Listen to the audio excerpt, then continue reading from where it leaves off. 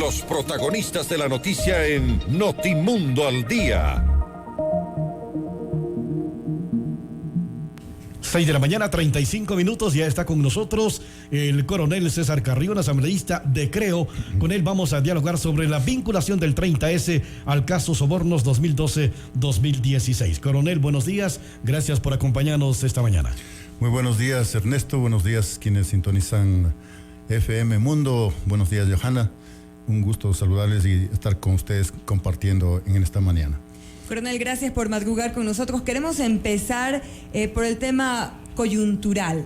Se va a realizar en la Asamblea Nacional ya los juicios políticos en contra de la ex ministra de Salud, Verónica Espinosa, y por supuesto también de los 4 consejeros del Consejo de Participación Ciudadana. Queremos consultarle cuál es la postura de Creo respecto a estos juicios políticos. ¿Cómo van a votar ustedes?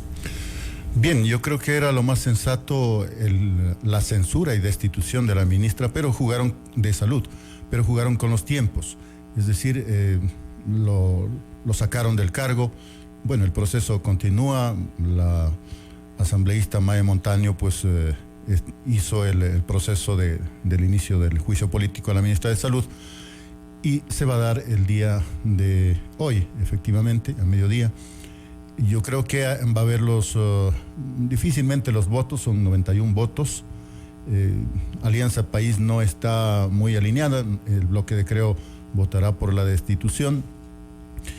Y el otro juicio político del día de mañana del Consejo de Participación Ciudadana, su presidente, el sacerdote Tuárez, pues es más que evidente que habrá una posición clara de parte del bloque del movimiento Creo. Nosotros estamos en esa línea.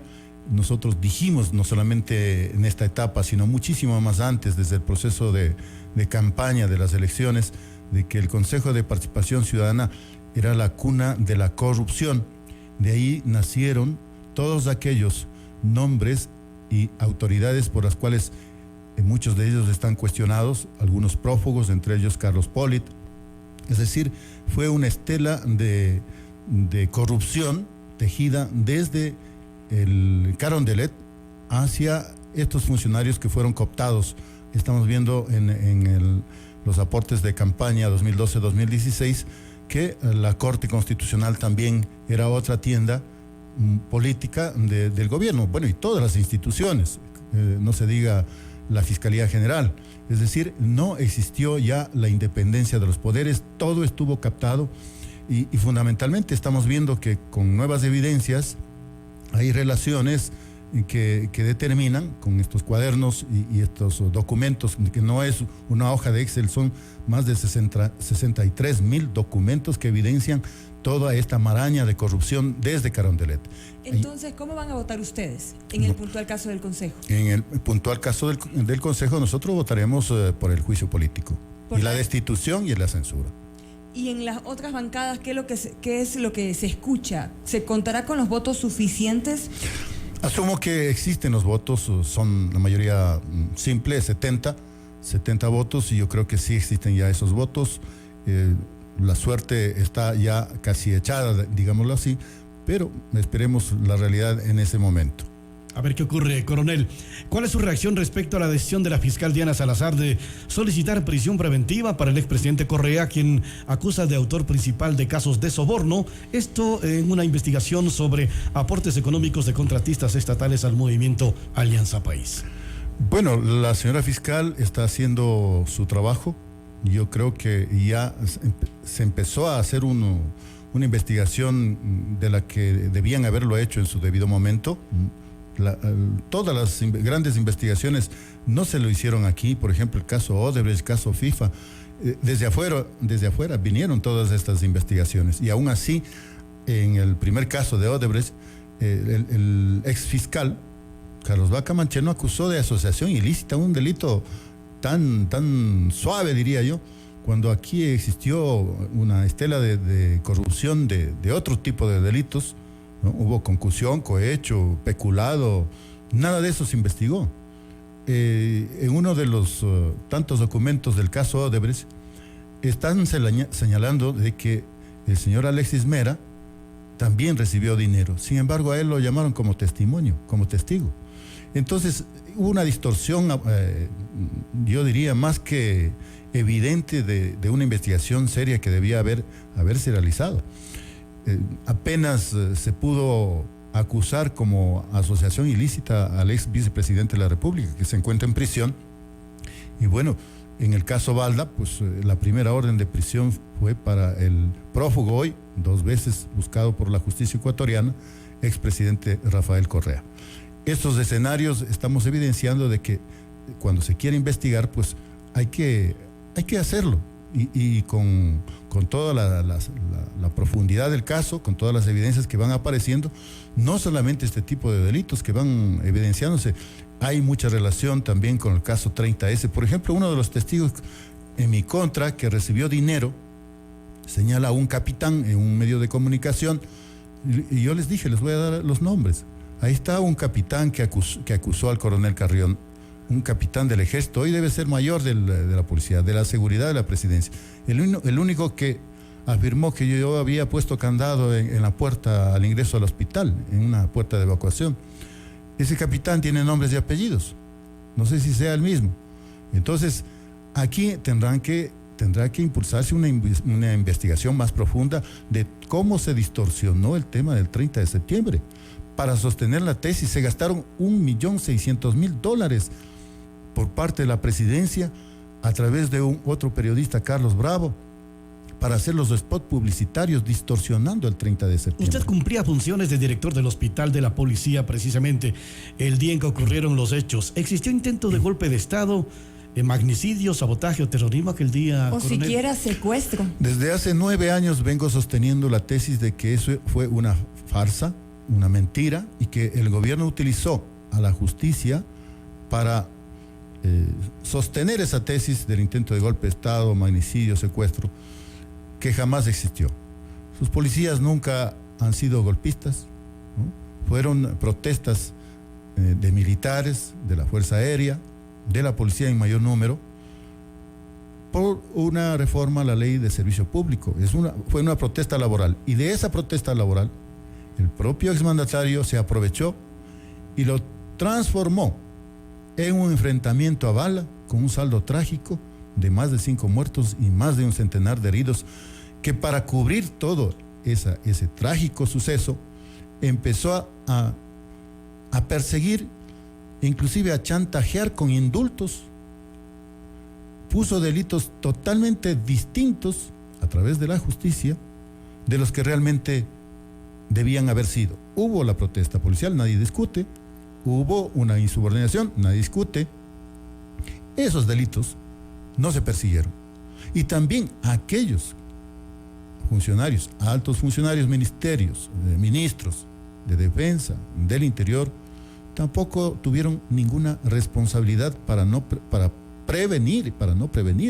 Nunca previnieron una protesta policial. Si había un problema de protesta, una inconformidad laboral, tenían que haber solucionado en otro sentido. Coronel, sin duda todos recordamos esa entrevista que usted realizó cuando era director del Hospital de la Policía CNN, y usted precisamente afirmó esto, que el expresidente Correa no estaba secuestrado, que él podía simplemente salir cuando quisiera, y eso le generó a usted muchísimos problemas. Fue un calvario, diría yo, todo lo que vino después, la cárcel, los juicios, el desprestigio. En ese momento, cuando comienza esta investigación y se descubren estos correos, estos mensajes de texto, estos libros, referente a su caso específico, ¿cómo se manipuló la justicia para hacerlo ver como culpable? Bien, yo fui director administrativo por 3 meses. Estuve laborando como comandante provincial en Loja e inesperadamente me cambiaron de director administrativo del hospital. Estuve, inclusive el mes de septiembre, todos los años hacía uso de mis vacaciones anuales. Sin embargo, el comandante por teléfono me llamó una noche, antes de cumplir los 15 días, me dispuso que me reintegrara a laborar. Yo fui a laborar normalmente la víspera, el día, creo que era el día jueves, y ya el día viernes sucedió el problema. No conocía absolutamente nada. Mi entrevista a CNN fue que salió al aire en CNN el 20 de octubre, a los 20 días del siguiente mes del 2010. hay un gran espacio. Mientras tanto, yo seguía laborando normalmente, y después de esta entrevista, al haber afirmado que no había peligro dentro del tercer piso, porque había la seguridad del presidente cuidándolo, personal médico, administrativo atendiéndolo, conversé y saludé con él, lo recibí al ministro del Interior de aquella época, Gustavo Ayala. Todo eso sucedió con normalidad al interior. Afuera, sobre la avenida Mariana de Jesús, habría la protesta, pero la incursión armada dispuesta por el expresidente es la que provoca los muertos y heridos. Durante todo el día no había un solo disparo. Pero y dentro de lo que se ha descubierto en la Fiscalía con la investigación, ¿se han encontrado mensajes de texto específicos de su caso? Específicos todavía no, porque hay 63,000 documentos que se tienen que ir descubriendo, y muchos más habrá. Y eso escarbando en la presidencia. Si vamos a escarbar en el Ministerio del Interior y otros equipos de comunicación, vamos a encontrar muchísimo más. Coronel Carrión, fiscal. Conocemos que sobre las víctimas del 30S se ha entregado a la Fiscalía del Estado un documento el pasado 7 de agosto. ¿Cuál es la finalidad del mismo? Bien, el 5 de agosto es la tercera denuncia que yo he presentado en la Fiscalía General, ¿no? El 12 de junio anterior presenté personalmente la denuncia en la Fiscalía General sobre una nota periodística en la cual señalaba que se gastó desde la presidencia, y hay un informe de Contraloría, un borrador, que se evidenciaba que utilizaron dineros para distorsionar, $1.600.000 para distorsionar el tema del 30 de septiembre y posicionar la tesis gubernamental. Es decir, ahí teníamos los spots publicitarios, Muchedumbre, 30S, el rescate de la democracia, entre tantos otros. Y la otra denuncia, he pedido que la fiscal investigue a profundidad quiénes son corresponsables de este tema, y la otra denuncia que lo presenté el 5 de agosto, día lunes, es a raíz justamente de estas nuevas evidencias que van apareciendo de los aportes de este otro proceso judicial, de los aportes de campaña 2012-2016. ¿Van a tomar medidas contra los jueces que declararon culpables a todas las personas que fueron sentenciadas, enjuiciadas en el caso 30S, coronel? Mire, cuando fui objeto de este proceso judicial, la justicia yo observaba que no era confiable, ni a nivel de fiscalía, ni a nivel de cortes, de jueces. Opté por presentar una denuncia en la CIDH a mediados del 2012. La justicia seguía captada. Ustedes se darán cuenta que uno de los secretarios privados del presidente luego fue asesor del exministro del Interior, José Serrano, y luego pasó a ser casualmente candidato y luego fiscal general, Carlos Vaca Mancheno, un personaje nefasto.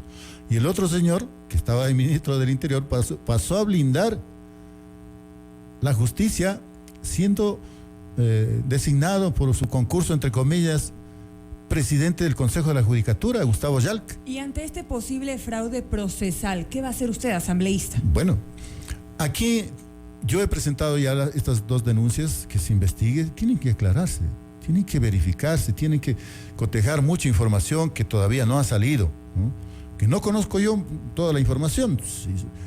Yo di mi versión de lo que yo actué aquella fecha, pero estas nuevas informaciones, donde se manipularon todo desde Carondelet, esto se tiene que investigar a profundidad, no solamente en el tema del 30S, hubieron muchísimos más perseguidos políticos que deben, y otros murieron. Y estas investigaciones se quedaron truncadas o no investigaron en absoluto. ¿Buscará una reparación económica de parte del Estado por todo lo que usted tuvo que vivir? Mire, hoy que se ha evidenciado estas nuevos datos, desde el año pasado yo pedí a través de varias cartas, de la 8ª carta que le enviaba al señor presidente de la República, para que me reciba y poder hablar de este tema del 30 de septiembre. El señor presidente Lenín Moreno tiene que desmarcarse de la tesis anterior y tiene que hacer un pronunciamiento público, tiene que reconocer que hubo una represión del gobierno anterior, específicamente en el tema del 30S, y tiene que reparar aquellos policías uniformados, civiles, que fueron injustamente acusados de diferentes tipos de delitos, intentos de magnicidio, de secuestro, que nunca hubo. ¿De qué forma usted espera que sea? Nosotros, mire, una de las principales formas de reparación es la de reintegrarles a laborar a los que fueron destituidos de sus cargos, separados de sus funciones, policías que perdieron sus familias inclusive, no pueden volver a trabajar, según estos antecedentes, no pueden regresar a trabajar. El día de ayer recibí yo un inicio de un reconocimiento por la ministra del Interior, la doctora María Paula Romo. Que le había sido retirado. Una condecoración que me fue negada en aquella época, en el 2010, que yo cumplía los 30 años, y toda mi promoción, la promoción 45, el Consejo de Generales resolvió, luego de haber revisado las hojas de vida, que merecíamos de esa condecoración. El señor ministro de aquella época revisó esa resolución del Consejo de Generales, dijo, no, los que están inmersos en el 30S y están procesados judicialmente no merecen esa condecoración. Y me la retiraron. Volvió el Consejo de Generales a resolver que no debía haber recibido esa condecoración. Así que han pasado mucho tiempo, llevamos 9 años, he insistido y por justicia y por derecho, el día de ayer me ha entregado la ministra un acuerdo ministerial en la cual se reconoce que hubo este abuso del poder, ¿no? Y un reconocimiento que tenía legítimo derecho de recibir esa condecoración en el grado de gran oficial, al mérito profesional en el grado de gran oficial. He recibido como parte, inicio de una reparación que habrá mucho que ver. Por ejemplo, el ascenso a general, que es meritorio y es justo. Yo presenté voluntariamente la baja. Primero quisieron darme de baja, no lo consiguieron. A los 2 años me reintegraron a laborar. Luego yo pedí la baja, presionado por las injurias y la difamación que continuaba el exmandatario en las sabatinas. Es decir, a pesar de eso, durante ese lapso que no me pudieron dar la baja, cuando yo había pedido ya inmediatamente la baja, me llevaron al curso de ascenso a general. Y por segunda ocasión les dije al Consejo de Generales, yo no quiero ya estar en la institución porque existe una presión del gobierno actual, de aquella época. Queremos agradecerle al asambleísta César Carrión, asambleísta de Creo, por habernos acompañado. Vamos a estar pendientes de la respuesta del presidente Lenín Moreno a sus múltiples cartas para poder reunirse y sobre todo por esta reparación que ustedes solicitan. Muchísimas gracias por habernos acompañado. Gracias a usted, muchas gracias. Siempre bien informados.